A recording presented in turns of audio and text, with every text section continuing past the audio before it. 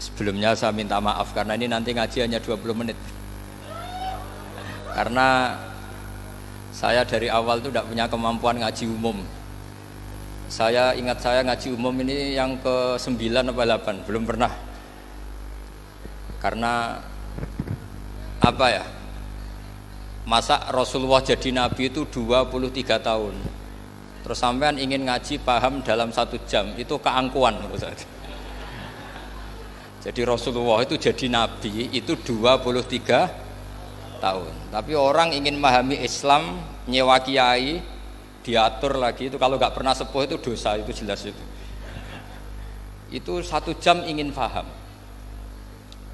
Saya punya sekian cerita, ini Maulidur Rasul Shallallahu Alaihi Wasallam.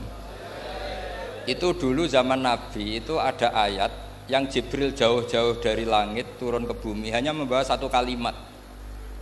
Sehingga syarat seorang mufassir itu termasuk tahu pertanyaan kalimat apa yang hanya 1 diturunkan Jibril, yaitu kalimat minal fajr. Jadi dulu awal-awal Islam itu ada ayat kamu makan wakulu washrobu hatta yatabayyana lakumul khaytul abyadu minal khaytil aswad.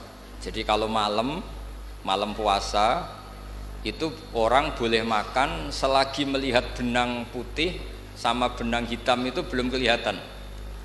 Tapi kalau sudah kelihatan mana yang hitam, mana yang putih, berarti otomatis imsak. Itu sahabat entah saking lugunya, itu ya benar-benar pasang benang hitam sama putih, dia makan. Nanti 1 jam dari makan misalnya diintip lagi, kok belum kelihatan, makan lagi. Mungkin yang istrinya cantik ya kumpul istrinya lagi, kalau tidak cantik ya sudah tidak usah mungkin. Sampai itu jadi perilaku sahabat berhari-hari. Ketika dilaporkan ke Rasulullah, Rasulullah itu tertawa-tawa. Kok ada begitu? Baru Jibril datang menerangkan minal fajr. Jadi benang hitam artinya masih malam, benang putih maknanya sudah fajar shadiq.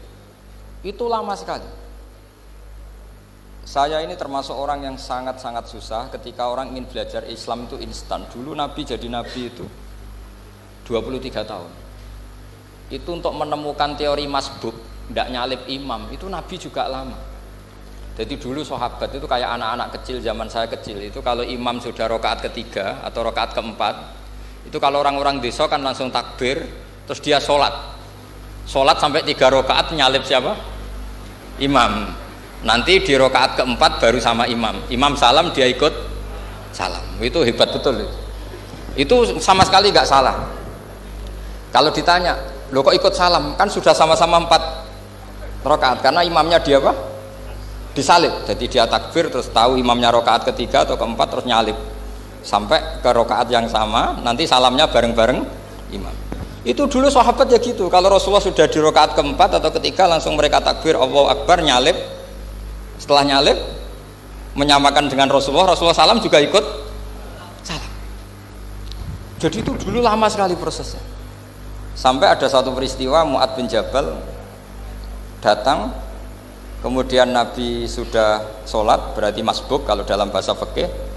Mu'ad langsung ikuti Nabi, setelah Nabi salam baru Mu'ad menambahkan jumlah rakaat yang tertinggal. Terus semenjak itu jadi sunnah, jadi sunnatan mutaba'ah kalau masbuk ikut imam, kemudian hanya menambahkan rakaat yang tertinggal.